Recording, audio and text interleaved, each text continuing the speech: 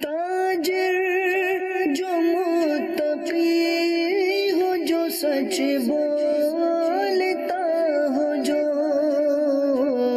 احسان کرے لوگوں پہ، مجھے ایسا بنا دے، احسان کرے لوگوں پہ، مجھے ایسا بنا دے۔ الحمدللہ رب العالمین والصلاة والسلام علی سید المرسلین، اما بعد فاعوذ باللہ من الشیطان الرجیم، بسم اللہ الرحمن الرحیم۔ الصلاة والسلام علیک یا رسول اللہ، الصلاة والسلام علیک یا حبیب اللہ، الصلاة والسلام علیک یا نبی اللہ، وعلی آلک واصحابک یا نور اللہ۔ مدنی چینل کے ناظرین، ایک بار پھر سلسلہ احکام تجارت کے ساتھ الحمدللہ عز و جل حاضر ہیں۔ درود پاک کی فضیلت سلسلے میں شامل کرتے ہیں۔ نبی کریم رؤوف الرحیم صلی اللہ علیہ وسلم کا فرمان ذیشان ہے، جو دن بھر میں 1000 مرتبہ درود پاک مجھ پر پڑھتا ہے، وہ مرے گا نہیں یہاں تک کہ جنت میں اپنا مقام دیکھ لے۔ تو ہمیں بھی چاہیے کہ اپنی عادت بنائیں، یہ فضیلت پانے کی بھی کوشش کریں اور نیت کر لیں کہ کم از کم 1000 بار درود پاک ہم پڑھا کریں گے انشاءاللہ عز و جل۔ صلو علی الحبیب صلی اللہ تعالی علی محمد صلی اللہ علیہ وسلم۔ مدنی چینل کے ناظرین، آپ کے سوالات کی طرف بھی بڑھتے ہیں انشاءاللہ عز و جل۔ الحمدللہ رب العالمین، الصلاة والسلام علی سید الانبیاء والمرسلین، اما بعد فاعوذ باللہ من الشیطان الرجیم، بسم اللہ الرحمن الرحیم۔ تکبیر تشریق جو ہے 9 ذوالحجہ کی فجر سے اس کا آغاز ہوتا ہے اور 13 ذوالحجہ کی عصر تک اس کا آغاز رہتا ہے۔ تکبیر تشریق پڑھی جاتی ہیں، جو نماز فرض نماز جماعت مستحبہ کے ساتھ پڑھی جائے گی، اس کے بعد تکبیر تشریق پڑھی جاتی ہے۔ انفرادی طور پر جو نماز پڑھی جائے گی اس کے بعد تکبیر تشریق پڑھنا واجب نہیں ہے۔ جماعت مستحبہ کے ساتھ جو نماز پڑھی گئی فرض نماز، اس کے بعد بلند آواز سے تکبیر تشریق کہنا واجب ہے۔ اب معاملہ یہ ہے کہ ہم اپنی تکبیر تشریق کہتے ہیں اپنے حساب سے، چاند کی جو رویت ہمارے یہاں ہوتی ہے اس اعتبار سے کہتے ہیں، لیکن ایک عجیب و غریب تاثر بعض لوگوں نے پھیلایا ہے۔ وہ تاثر یہ ہے کہ جناب جس دن حاجی جمع ہوتے ہیں وہ دن عرفہ کا دن ہوتا ہے اور اس دن پہچان کا دن ہے، وہ جمع ہونے کا دن ہے، لہذا جو روزے کی فضیلت ہے وہ اس دن ہوگی جس دن حاجی جمع ہوں۔ یہ تاثر بلا وجہ میں غلط طریقے سے پھیلایا گیا ہے۔ تمام ہی بڑی راتیں ہوں، بڑے ایام ہوں، چاند کے اعتبار سے منائے جاتے ہیں۔ ہمارے ہاں جس دن عرفے کا دن ہوگا اس دن جو عرفے کی فضیلت ہے اس کے اعتبار سے ہوگی، ورنہ تو میرے سامنے بہت ساری احادیث مبارکہ ہیں تکبیر تشریق کے تعلق سے کہ حضرت علی المرتضیٰ رضی اللہ تعالیٰ عنہ نے ارشاد فرمایا، انہ یکبر من صلاۃ الفجر یوم عرفہ، کہ یوم عرفہ کے دن وہ تکبیر تشریق کا آغاز کیا کرتے تھے۔ اسی طریقے سے حضرت ابن مسعود رضی اللہ عنہ کے تعلق سے روایت موجود ہے کہ یکبر من صلاۃ الفجر یوم عرفہ، کہ فجر کے عرفہ کے دن فجر کی نماز سے تکبیر تشریق کا آغاز فرمایا کرتے تھے۔ اسی طریقے سے حضرت عمر فاروق رضی اللہ عنہ کے تعلق سے یہ روایت موجود ہے کہ عرفہ کے دن فجر کی نماز سے تکبیر تشریق کا آغاز فرماتے۔ ان تمام احادیث میں یہ ذکر ہے کہ عرفہ کے دن تکبیر تشریق کا آغاز کیا کرتے۔ جب تکبیر تشریق عرفہ کے دن کی ترغیب ہونے کے باوجود، عرفہ کے دن کے ثبوت ہونے کے باوجود ہم اپنے چاند سے مناتے ہیں، جو روزہ ہے وہ بھی ہم اپنے چاند کے حساب سے عرفہ کے دن رکھیں گے۔ چاند کا اختلاف تو ہر سال ہی ہوتا ہے، تو یہ غلط فہمی پچھلے سال بھی پھیلائی گئی تھی، اس سال بھی کچھ لوگ سوال کر رہے تھے، اس تعلق سے میں نے کچھ باتیں آپ کے سامنے بیان کی۔ اللہ تعالیٰ علماء اکرام سے مربوط رہنے کی توفیق عطا فرمائے، اس طرح کے جو پھل جھڑیاں میسیجوں کی صورت میں ملتی ہیں ان سے ہمیں محفوظ رکھے، اور ہم اس بات کو مد نظر رکھیں کہ امن تاخذ دینکم، دین تمہیں کہاں سے مل رہا ہے، پہلے ماخذ تو دیکھو، کون دین کی تشریح کر رہا ہے، کس انداز میں کر رہا ہے، اس کا کتنا علم ہے، اور کیا اس کو انٹرپریٹیشن کرنے کا حق حاصل ہے یا نہیں ہے۔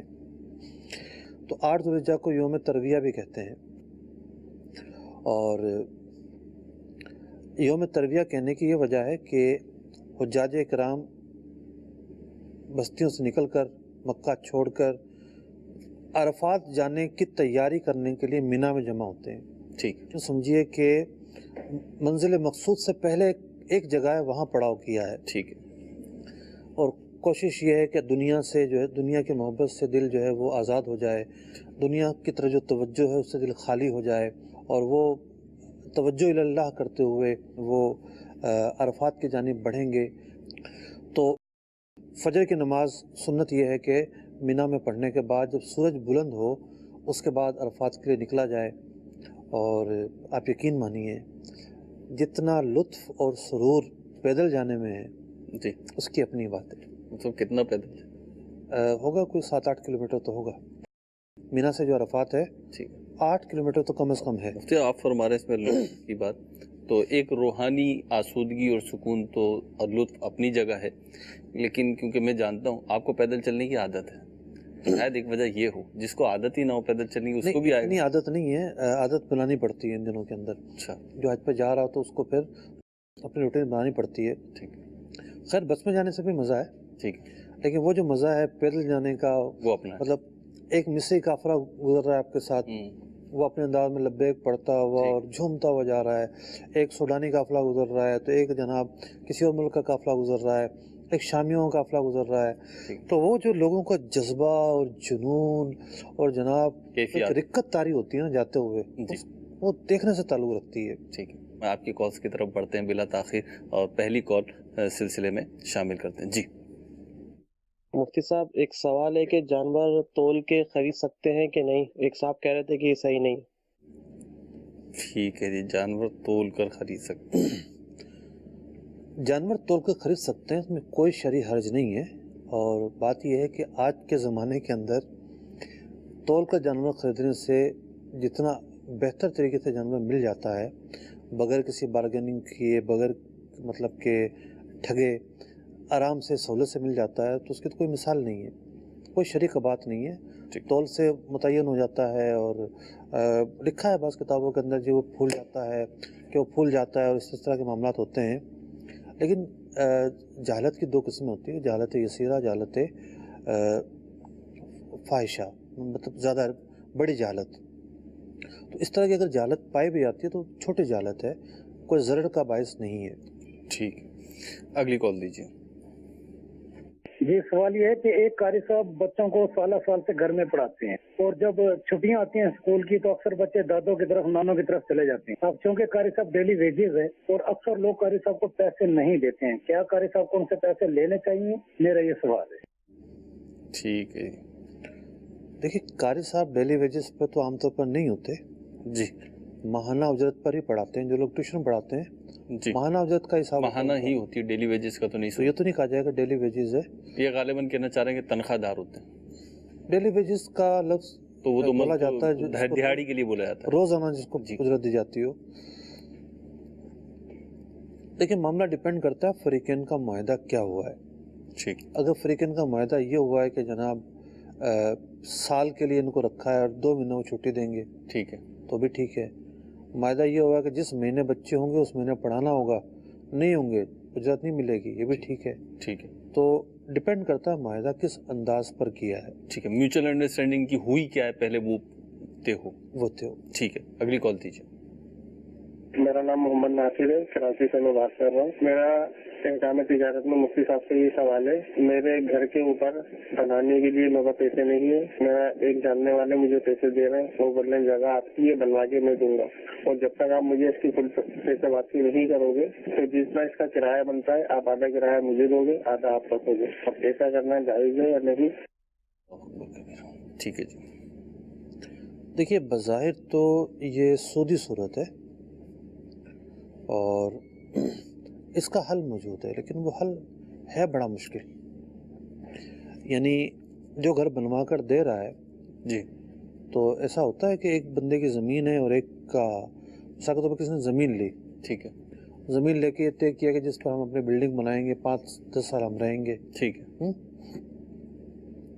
تو بلڈنگ بنا کے جو ہے وہ ہوتا ہے ایسا جیسے مثال کسی نے بھینسوں کا باڑا بنانا ہے، ٹھیک ہے، تو اپنی وہ جو بھی چیزیں ہوتی ہیں بناتے ہیں، عارضی تعمیرات ہوتی ہیں وہ ہوتی رہتی ہیں ٹھیک ہے، کرائے کی جگہوں پر، بہت ساری تعمیرات ہوتی ہیں، ٹھیک ہے، تو یوں زمین کسی کی ہو اور عمارت کا کوئی اور مالک ہو، ایسا ہوتا تو ہے، ٹھیک ہے، لیکن یہاں بالفرض یہ ہو کہ وہ اپنی جو ہے وہ बिल्डिंग बना दें, सही है, लेकिन मसला ये है कि वो बिल्डिंग बनाने खड़े तो नहीं होंगे सही, भाई। वो बनवाएगा तो बनाएं, ओनर। जब उनकी मिल्कियत है वो सब काम खुद करें, बना कर दें इनको, फिर ये है कि इनको 10 साल के लिए किराया पर दे दें, ठीक है, ठीक है। फिर सवाल ये पैदा होगा 10 साल के बाद क्या होगा।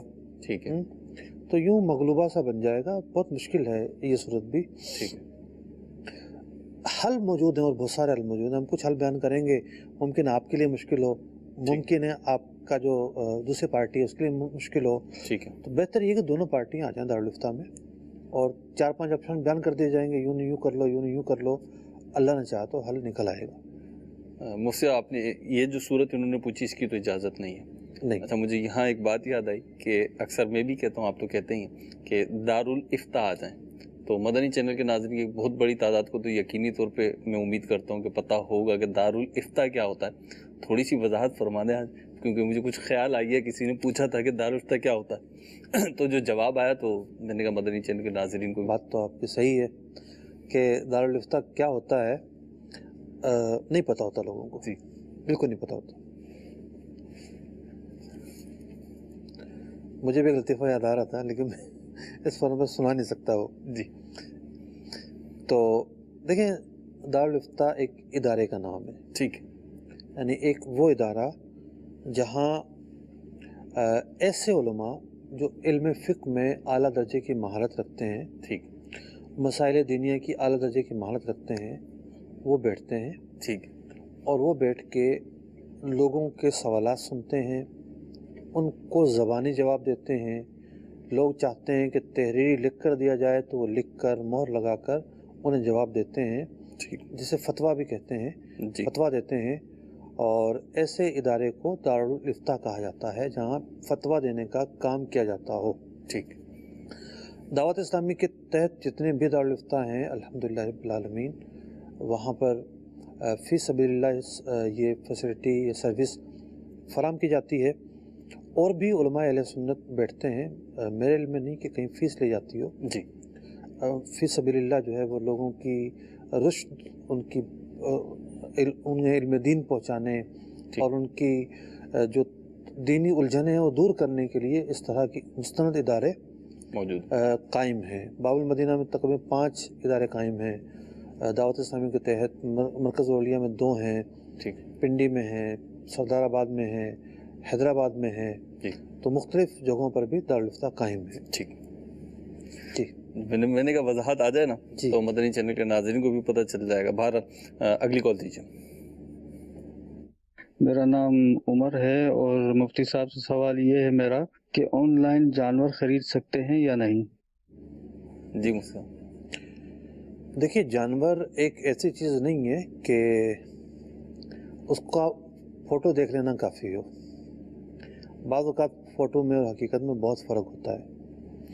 पहला मशवरा तो ये है कि ऑनलाइन पर काम ना चलाएं, देख कर आएँ। फिर बाद में आप कहेंगे कि उसके सींग जो है वो नकली थे, तो उसके दांत जो है ना वो गोंद से चिपकाए हुए थे, या उसके दांत घिसे हुए थे और ये शो करने की कोशिश की थी कि 2 दांत है, और उसकी दुम जो है वो तो बिल्कुल ही नकली निकली, और फलां और फलां और फलां। जिस किस्म के मामला दरपेश आते हैं वो वहाँ जाके बंदे को समझ में नहीं आती, और आप तस्वीर की बात कर रहे हैं। बराह रात जब वो सामने होता है तो धोखा खा ठीक जाते है हैं ना। लोग। अभी मैंने साहब को कहा है कि आपका तो जद्दी पुश्ती ये काम है जानवरों का, ठीक है, आपको किससे धोखा हो गया? उनको धोखा हो गया, कोई धोखा हो गया उनको, ठीक है। तो कोई तस्वीर देखकर जो है वो कैसे जानवर ले आएगा। दूसरी बात ये है कि ऑनलाइन जो ये डीलिंग है इसका तरीक़ाकार क्या है, किस तरीके से होगी, ऑफ़र एक्सेप्टेंस जो है उसका क्या निज़ाम होगा, और डिलीवरी किस तरह होगी, ये निज़ाम होगा क्या। ऑनलाइन तो एक लफ्ज़ है, ठीक है। जो ज़मीन पर रहते हुए ख़रीदारी होती है उसके बहुत सारे शराइत और ज़वाबित होते हैं, और जो ऑनलाइन ख़रीदारी है जो डिजिटल तरीके से हो रही है इसकी भी बहुत सारी शराइत हैं। तो लफ्ज़ जुमला तो एक है ऑनलाइन ख़रीदारी, लेकिन देखा ये जाएगा कि इसकी सूरत क्या इख्तियार की गई है, तरीक़ाकार क्या इख्तियार किया गया है, उसी को सामने रखते हुए जवाब दिया जाएगा। ठीक है, अगली कॉल दीजिए। मेरा नाम मुदस्सर है, लाहौर से बात कर रहा हूँ। सवाल ये है कि अगर पोल्ट्री पोल्ट्री मुर्गी में यहाँ के जानवर गोश्त जिसका हम खाते हैं उसको शराब दी जाए, क्या उसका गोश्त हम पे हलाल होगा? अस्तगफिरुल्लाह। शराब जो है वो नापाक होती है, उम्मुल खबाइस है, एक खबीस चीज़ है। और जानवर खा मुर्गी हो या वो बकरा हो, अगर वो नापाकी और गंदगी खाता है तो उसका हुक्म ये है कि उसको 3 दिन तक उस चीज़ से जुदा रखें। ठीक, भूखा नहीं रखेंगे, घास फूस खिलाएंगे जो वो खाता है, उस नापाकी और गंदगी से दूर रखेंगे। ठीक, 3 दिन के अंदर वो तहरील होकर निकल जाती है, ठीक, फिर उस जानवर को ज़बह करना बगैर किसी कराहत के जायज़ होगा। ठीक है। तो आपने जवाब इरशाद फरमाया, इन्होंने सवाल किया, आपने जवाब इरशाद फरमा दिया। लेकिन जो सवाल इन्होंने किया, ऐसा लग रहा है कि ऐसा नॉर्मली होता नहीं है, उमूमी तौर पर होता नहीं है, बल्कि खुसूसी तौर पर भी शायद ना होता हो। कोई शख्स जो है एक आजमाइश के तौर पर या एक तफरी के तौर पर, नाजायज़ तफरी के तौर पर ऐसा करे तो करे, वरना उमूमी तौर पर ऐसा होता नहीं। तो ऐसा सवाल करना या उसको पेश करना, असल में देखें, माशरे में कुछ भी गैर मुमकिन नहीं है। ठीक है। जो लोग खुद शराब के रसिया होते हैं और रिंद होते हैं और जिनकी ज़िंदगी, जिनकी रातें शराब के बगैर नहीं गुजर सकती, उनसे कोई बईद नहीं है, ठीक है, कि वो अपने जानवरों को भी शराब पिला दें, कोई बईद नहीं। अगली कॉल दीजिए। मुफ्ती साहब, मेरा आपसे ये सवाल है कि 5 शख्सों ने 9,000 रुपए जमा किए और 2 हिस्से, एक हिस्सा 7,000 का और एक हिस्सा 5,000 का, तो यूं सबकी रकम एक जैसी नहीं हुई। आप ये इरशाद फरमाइए, क्या इससे कुर्बानी पर कुछ असर पड़ेगा? सबकी कुर्बानी हो जाएगी या नहीं? और रकम की तकसीम कैसे होनी है, ये भी इरशाद फरमा दीजिए। देखिए, आमतौर पर यह होता है कि किसी की रकम कम हो रही होती है, जी, या कोई कहता है कि मेरे पास तो जो ना वो 5,000 की इस्तात है या 7,000 की इस्तात है, हिस्सा आ रहा है 10,000 का, तो सामने वाला कहता है कोई मसला नहीं, आप दे दो, मैं दे दूंगा रकम। ठीक है। तो सामने वाला जो रकम डालता है वो ऐसा नहीं है कि इसका एक हिस्सा पूरा नहीं करता, ठीक है, और यह मायदा होता है कि इसको एक हिस्से से कम मिलना है जनाब, तो वो दूसरे की तरफ से रकम डाल रहा होता है। ठीक, आमतौर पे यही होता है दोस्तों के अंदर, जहाँ पर बहुत करीबी ताल्लुक़ है, वहाँ ऐसा होता है। या सामने वाला समझ रहा होता है कि यार चल इसके पास इस्तात इतनी ज़्यादा नहीं है, इसकी खैर ख्वाही में कर दूँ। या घरों में आमतौर पर होता है कि 2-3 भाई मिलकर लाते हैं, एक भाई की इस्तात ज़्यादा देने की होती है, एक की ज़्यादा देने की नहीं होती है। तो ऐसा, यानी इसकी तत्बीक फ़िक़ही ये है कि पैसा मिलाने वाला उसकी तरफ से कुछ पैसे मिला रहा है।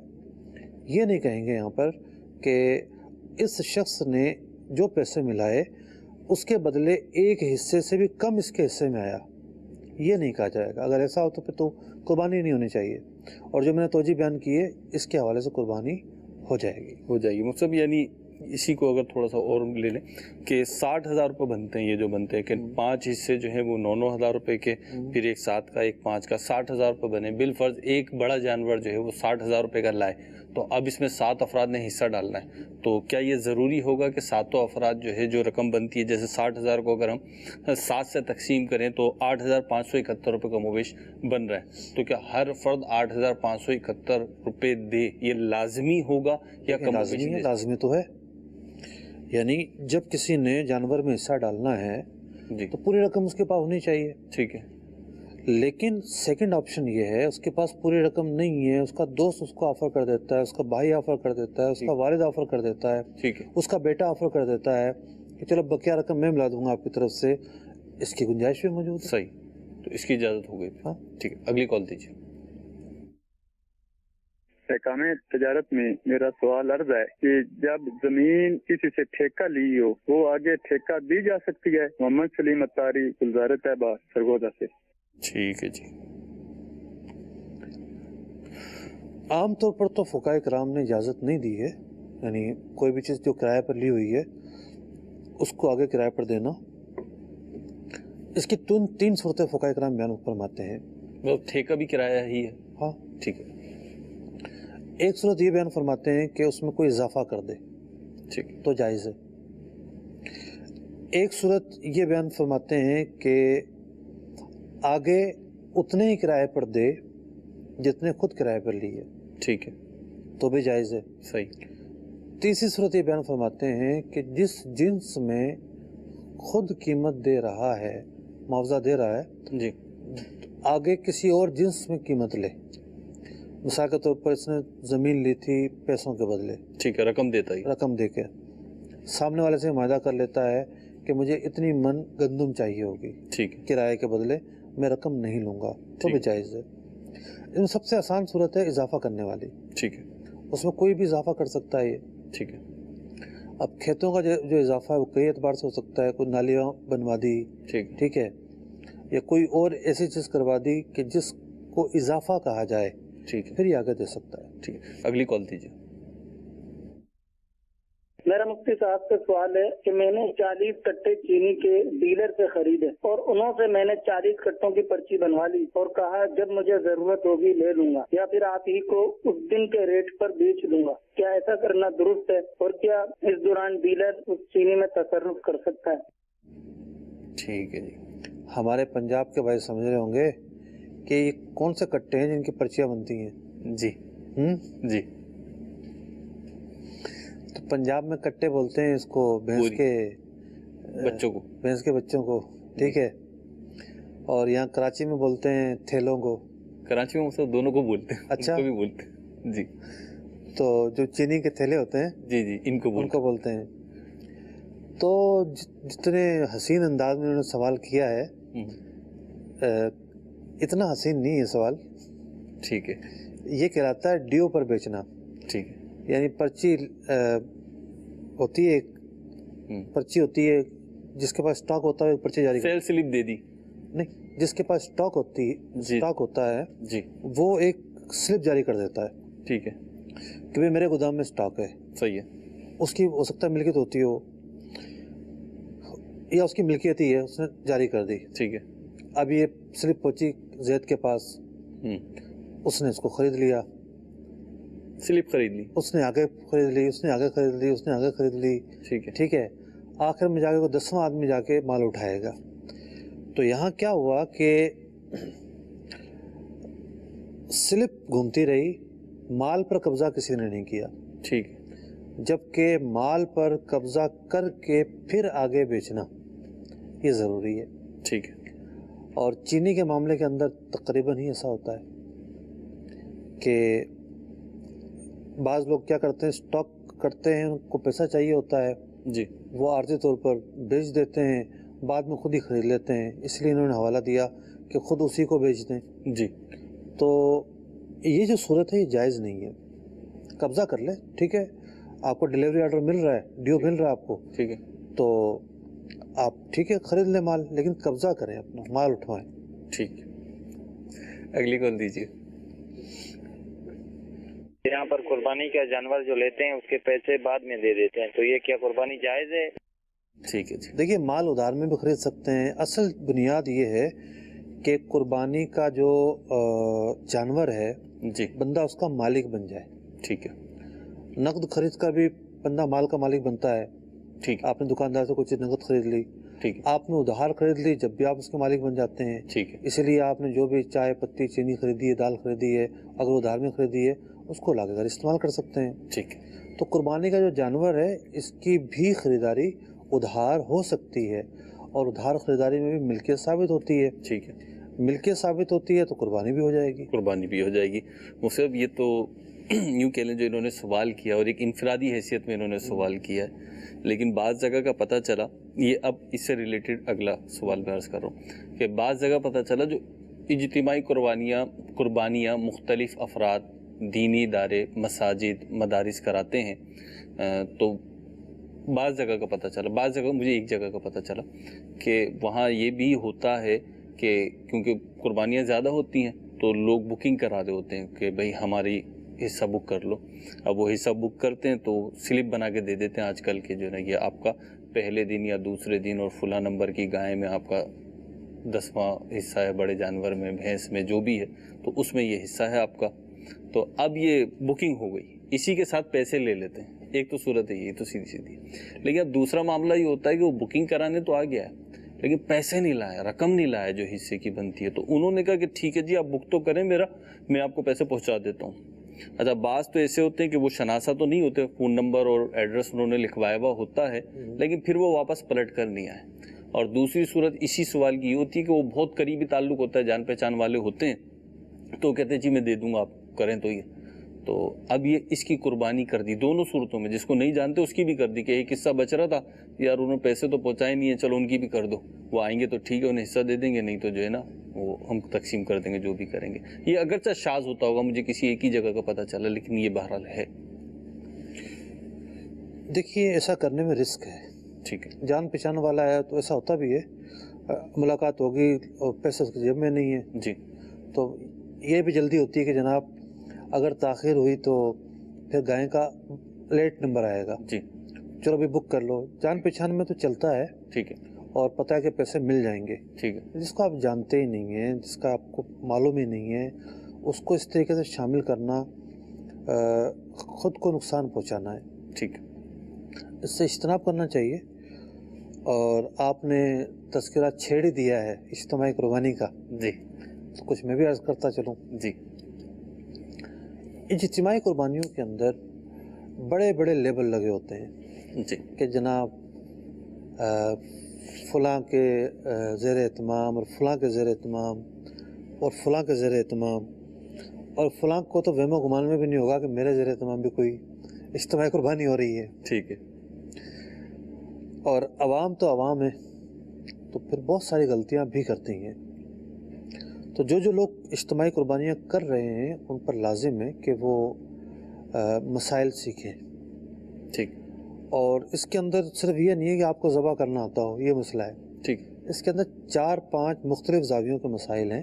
ٹھیک ہے، مطلب ایک مسئلہ یہ ہے کہ آپ دوسرے کی نمائندگی کرتے ہوئے جی یہ سب کام کر رہے ہوتے ہیں، ٹھیک ہے، آپ کے اختیارات محدود ہوتے ہیں. ٹھیک ہے، دوسرا مسئلہ یہ ہے کہ آپ نے کس چیز کی نمائندگی لی ہے، ٹھیک، ان چیزوں کا خیال رکھا جائے. مثال کے طور پر آپ نمائندہ بنے ہیں جانور خریدنے کے، جانور ذبح کرنے کے، جانور کے تقسیم کے، یعنی جو بھی ایک واجبی تقسیم ہوتی ہے، کلی تقسیم نہیں، واجبی تقسیم، کہ آپ کو انصاف کے تحت یہ کام کرنے ہیں. ٹھیک، پھر آپ جو پیسے بچ جائیں گے اس کے حوالے سے آپ نے لوگوں کے ساتھ کیا کیا ہے، ان کو واپس کریں گے، یہ کوئی اجازت لیے نیک کام میں خرچ کرنے کی. ایک تو پہلو یہ ہو گیا. ٹھیک، دوسرا پہلو ہو جاتا ہے کہ جانور کو متعین کرنا. ٹھیک، یعنی جب جانوروں کی خریداری ہو گئی تو اب متعین کرنا ضروری ہے کہ بھئی یہ 7 حصے فلاں فلاں کے ہیں اس کے اندر. ٹھیک ہے، بھلے اس کے گلے میں نمبر لگا دیں، ٹھیک ہے، اور اپنے پاس لکھ دیں کہ یہ نمبر 1 ان 7 افراد. ٹھیک ہے، یعنی جو جانور خریدا اس میں کس کے ساتھ حصہ؟ جی یہ نمبر 2 جانور ان فلاں 7 افراد کا ہے. ٹھیک ہے، اب کسی جانور کے اندر کوئی ایسا عیب پیدا ہو جاتا ہے اس کی کوئی قربانی نہیں ہو سکتی. ٹھیک ہے، تو پتہ تو ہونا بھی کن 7 افراد کا جانور ہے، ٹھیک، تاکہ نقصان وہ برداشت کریں، سب برداشت نہ کریں اگر کسی غلطی نہیں ہے تو. اور اگر کسی نے غلطی سے جانور کی ٹانگ توڑی ہے یا اس کا ایسا نقصان کیا ہے قربانی نہیں ہو سکتی تو پھر وہ تلافی بھرے گا. ٹھیک، تو جانور متعین کرنا بہت ضروری ہے، اور متعین نہ کیا ہو تو قربانی تک نہیں ہوتی. ایسے مسائل بھی ہیں. ٹھیک، پھر یہاں تک بھی میں نے دیکھا ہے کہ یہ جانور تو ذبح ہونا تھا، جی حصے آئے تھے 5، چلو ذبح کر دو، کوئی نہ کوئی آ جائے گا. جی، اچھا وہ آ گیا کوئی آدمی، لو جی تھیلی لے جاؤ آپ. ارے جناب جانور ذبح ہونے سے پہلے مالک کا ہونا چاہیے تھا. اب تو آپ گوشت بیچ رہے ہیں. ٹھیک، ذبح تو وہ ہو چکا ہے. صحیح. اب آپ کس چیز کی حصے داری؟ اب تو ان 5 پہ بھی کوئی فرق پڑے گا؟ 5 پہ بھی فرق پڑ سکتا ہے. ٹھیک ہے، ٹھیک ہے نا. کہنے کا مقصد یہ ہے کہ یہ کیا ہے. یہ تو جب مسائل پتہ نہیں ہوتے، میرا لیکچر تھا دورہ حدیث و تخصص کی کلاس میں، وہاں ایک بنیادی بات میں نے یہ عرض کی کہ جس طریقے سے عبادت جیسے نماز ہے یا مسائل حج ہو گئے، جی شروع کی جاتی ہے تو ہم طریقہ پوچھتے ہیں کس طریقے سے شروع کرنی ہے. ٹھیک، بھئی نماز اس طریقے سے شروع کرنی ہے، نماز میں وضو، طہارت، قیام، سجدہ، رکوع، سب چیزیں. اسی طریقے سے حج ہو گیا کہ جناب رمی یوں ہے، اور وقوف عرفہ یوں ہیں، وقوف مزدلفہ یوں ہیں، فلاں چیز یوں ہیں. یہ ہوتا ہے اس کا پہلا حصہ. ٹھیک ہے. اس سے کیا ہوتا ہے، عبادات کا آغاز ہوتا ہے، عبادات شروع کرتا ہے بندہ. شروع بھی کرنی ہے اور بچانی بھی ہے. ٹھیک. بچائے گا کیسے؟ پتہ ہے کہ جناب صورت ملانا بھول گیا، مجھے کیا کرنا ہے. قاعدہ اخیرہ میں بھول گیا، کھڑا ہو گیا، مجھے کیا کرنا ہے. ٹھیک. ایک سجدہ زیادہ کر دیا یا ایک سجدہ کم کیا، اب مجھے کیا کرنا ہے. تو یہ دوسری کیٹیگری کے مسائل بھی آنا ضروری ہے.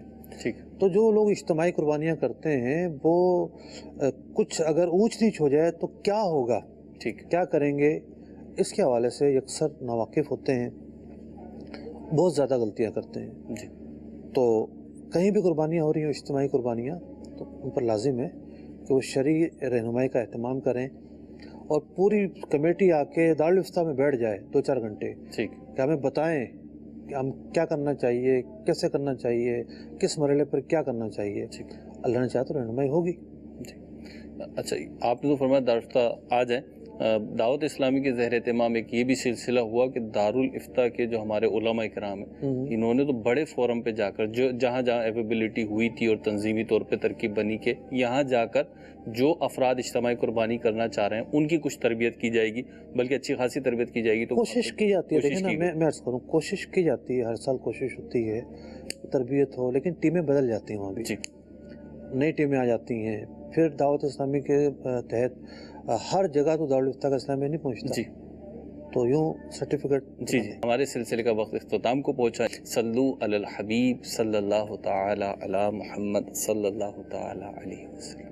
تاجر جو متقی ہو، جو سچ بولتا ہو، جو